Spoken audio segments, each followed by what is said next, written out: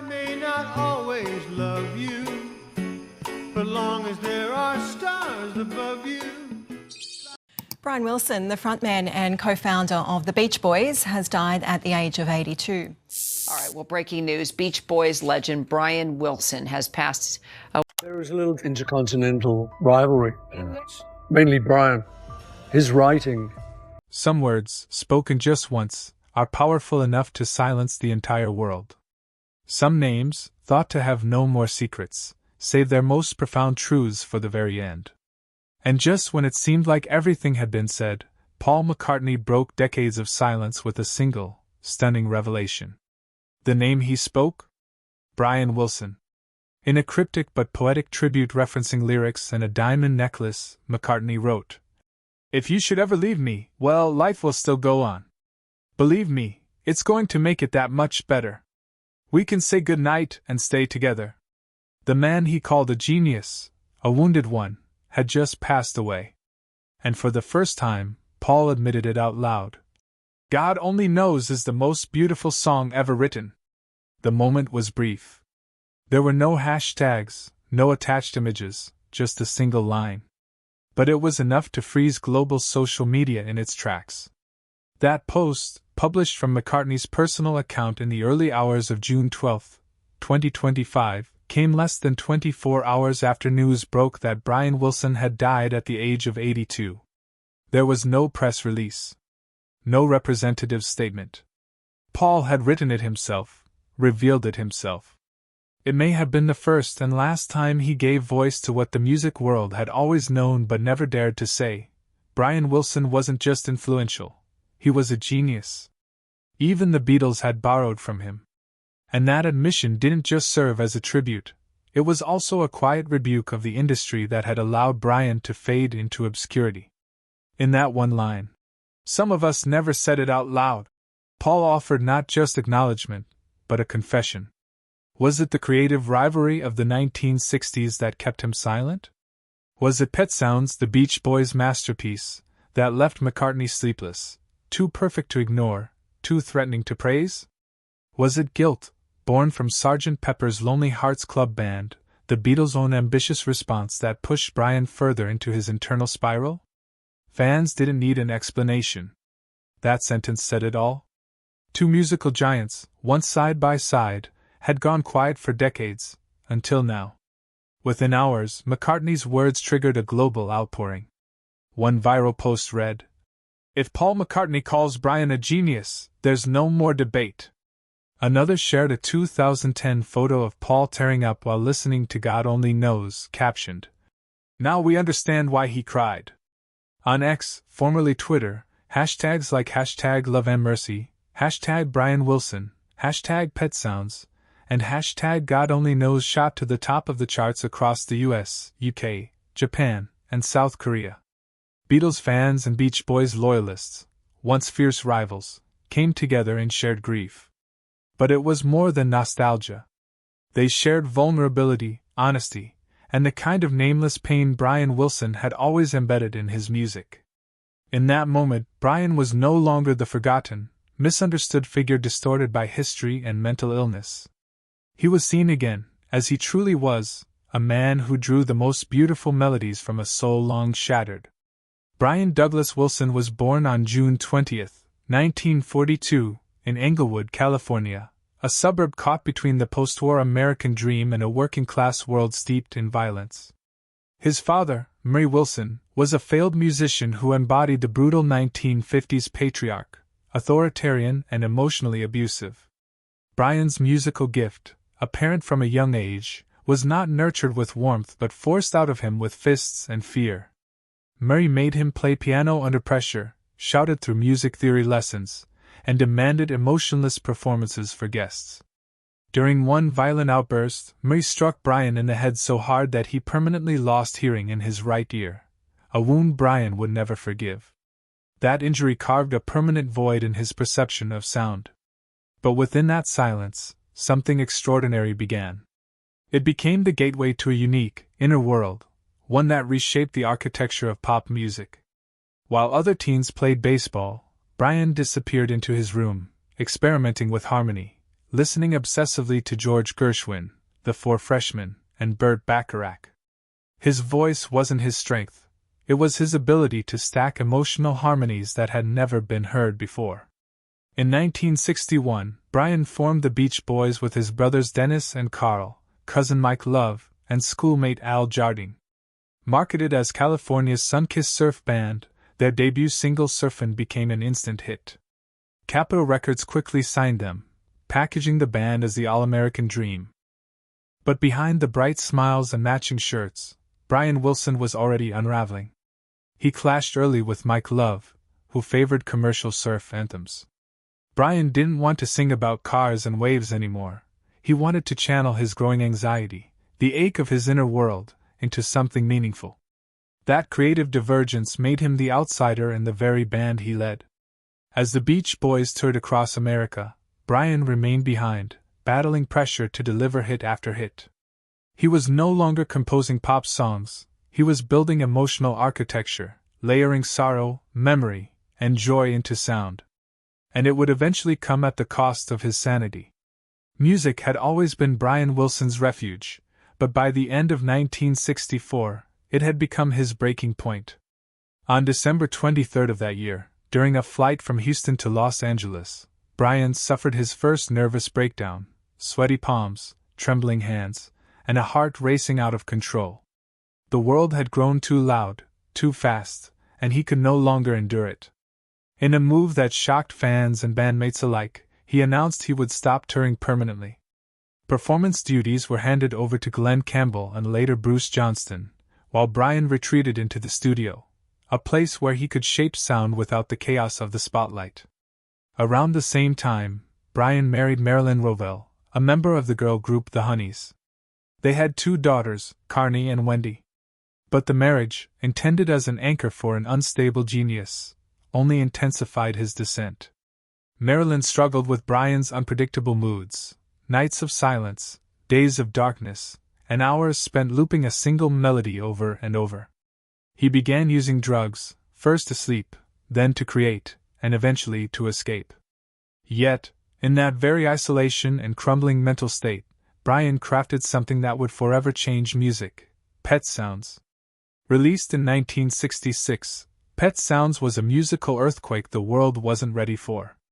While the Beatles were experimenting in the wake of Rubber Soul, Brian Wilson was alone in a California studio building a deeply emotional and intricately textured soundscape.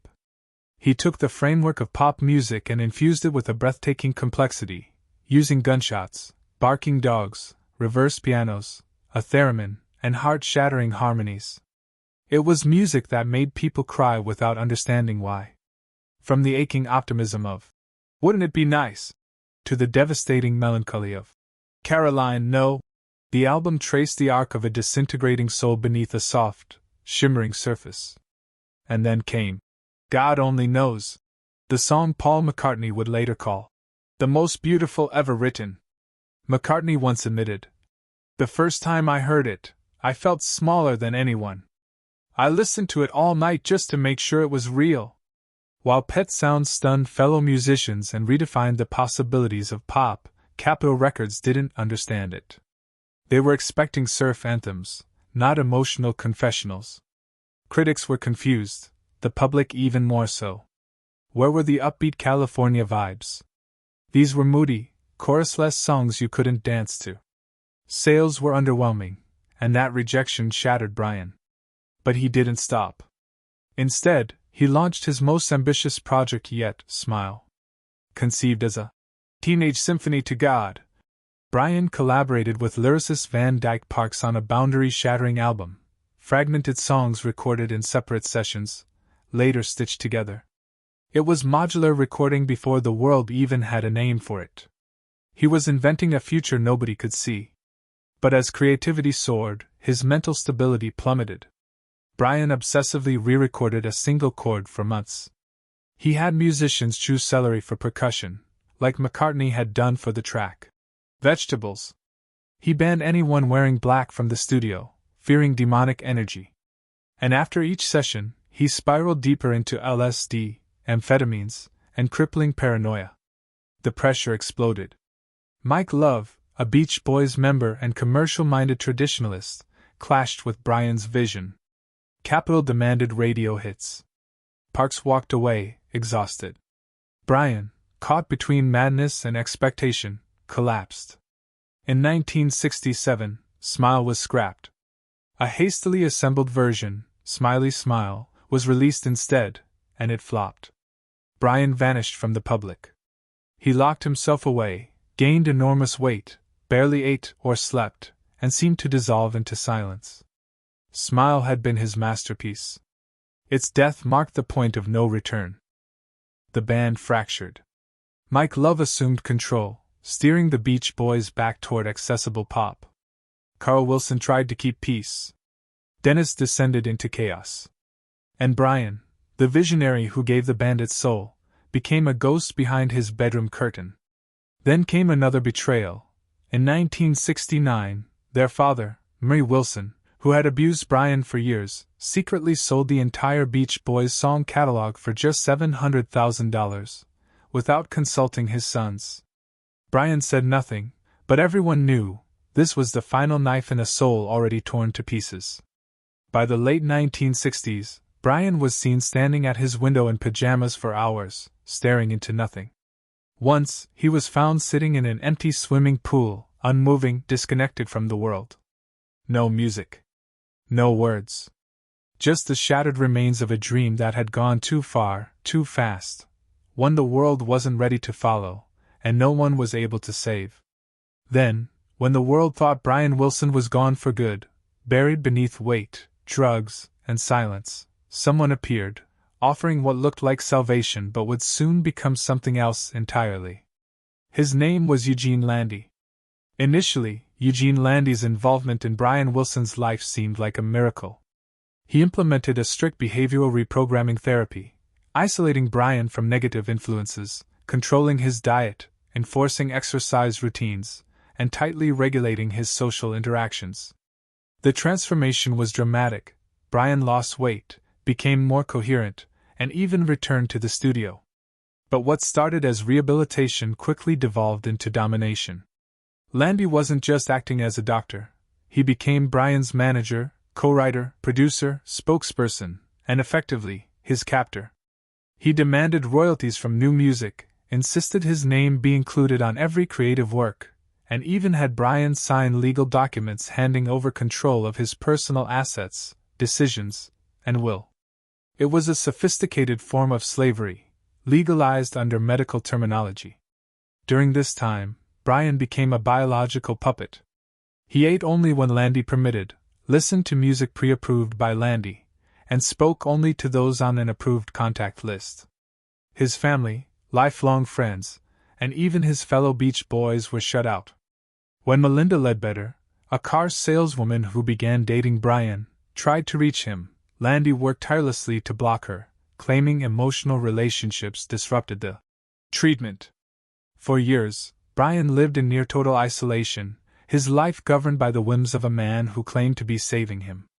In 1988, Brian unexpectedly released his first solo album, Brian Wilson. It should have been a triumphant return, but something felt off. The music lacked the emotional depth of Pet Sounds. It was uneven and strange.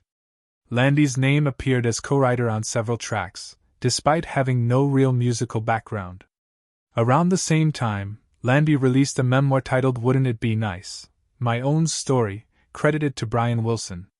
The book portrayed Brian as a wild, broken genius restored by Landy's miraculous methods. But when asked about it, Brian admitted he hadn't written or even read most of the book, calling it a true lie. The manipulation continued until 1990, when Melinda Ledbetter, refusing to give up, gathered enough evidence to prove Landy's abuse. With support from Brian's family and a team of lawyers, she filed a lawsuit accusing Landy of gross ethical violations, including neurological and financial harm. In 1991, the court finally issued a lifetime restraining order, permanently banning Eugene Landy from contacting Brian Wilson in any form. After 15 years, Brian was legally freed. But the damage was lasting. He emerged gaunt, disoriented, suffering from bipolar disorder, cognitive issues, and an inability to concentrate. Though Landy was gone, the mental cage he had left behind remained. Melinda didn't walk away. Instead, she and Brian reunited and married in 1995. Quietly, she became his guardian, his manager, protector, and emotional support. Unlike Landy, Melinda helped restore Brian's autonomy, piece by piece.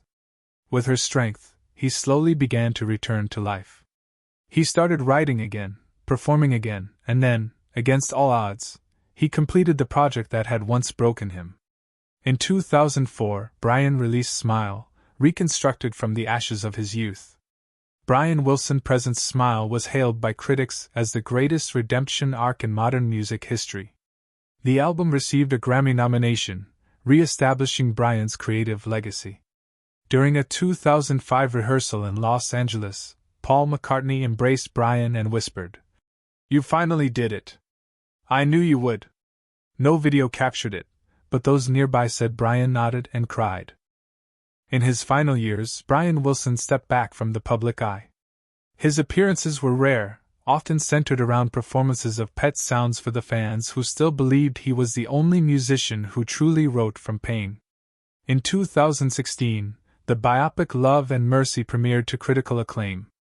Rather than glorify him, the film split Brian into two timelines: the young genius tormented by inner voices, and the disoriented middle-aged man controlled by Landy. Brian attended the premiere and, when the lights came up, said only, "That was hard to watch, but that's how it was." Between 2017 and 2022, he attempted a few more performances, though his body struggled to keep pace with his mind. His final concert was on July 26, 2022, at Pine Knob Music Theater, where he shared the stage with the band Chicago. Brian didn't sing that night. He sat silently at the piano, playing a few chords. The audience stood and applauded, as if they knew it was goodbye. Then came the final descent. In January 2023, all future tour dates were cancelled due to Brian's declining health. A year later, Melinda Ledbetter, the woman who saved and loved him, passed away after a battle with cancer. Brian made no public statement, but weeks later he was admitted for psychiatric evaluation. Doctors diagnosed rapidly progressing dementia. The man who once heard symphonies inside his head now sometimes forgot the names of his own songs. Brian Wilson was placed under legal guardianship, surrounded by close family. The world that had once overwhelmed him had finally gone quiet. But his music, fragile, beautiful, and born of anguish, continued to echo. Including Wendy Wilson and former managers, the court appointed a legal team to oversee Brian Wilson's health and assets during his final years. Then, on June 11, 2025, Brian passed away peacefully at home at the age of 82. No official cause of death was announced. He simply left the world as he had lived, quietly, gently, and with little fanfare. In the hours following the announcement, tributes poured in from every corner of the music and film world.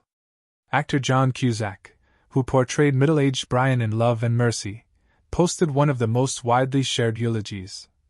"The maestro has passed. The man was an open heart with two legs, with an ear that heard the angels, quite literally." Social media lit up with images spanning Brian's life. The boy genius hunched over his Wurlitzer in 1965, the fragile adult standing behind Eugene Landy, nearly unrecognizable, the aging father surrounded by Melinda's 5 adopted children, still clutching a guitar, smiling faintly. In every photo, one detail never changed: his eyes. They were always gentle, always distant, as if staring into a world only he could hear. Brian Wilson's legacy can't be measured by record sales or Grammy Awards. He didn't follow trends, he dismantled them. He didn't invent new genres, he invented new ways to feel. Today, Pet Sounds is mandatory curriculum in music schools like Berklee, Juilliard, USC, and the Royal Academy. In 2023, God Only Knows was officially added to UNESCO's list of the 100 songs that shaped humanity. Brian Wilson never fit the mold of a mainstream artist, yet every mainstream artist lives in the shadow of his influence. In the days after the funeral, Paul McCartney posted nothing more. But his single, earlier tribute continued to circulate online, shared millions of times. Perhaps that was all he needed to say. Perhaps the same silence that had once confined Brian in life is also what made his legacy eternal, untouched by noise, impervious to time.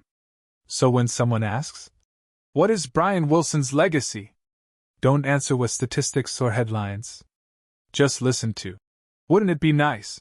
or the slow, aching organ that opens, "You still believe in me?" You'll understand that Brian didn't just write songs, he left behind a different way to exist. A way to keep believing, even when you've run out of reasons to. And if you've ever heard, "God only knows," and found yourself unable to look away from the world, then leave a comment below. Subscribe and turn on notifications so you never miss the raw, intense, emotional stories like Brian Wilson's journey. Because music never dies, as long as we keep listening.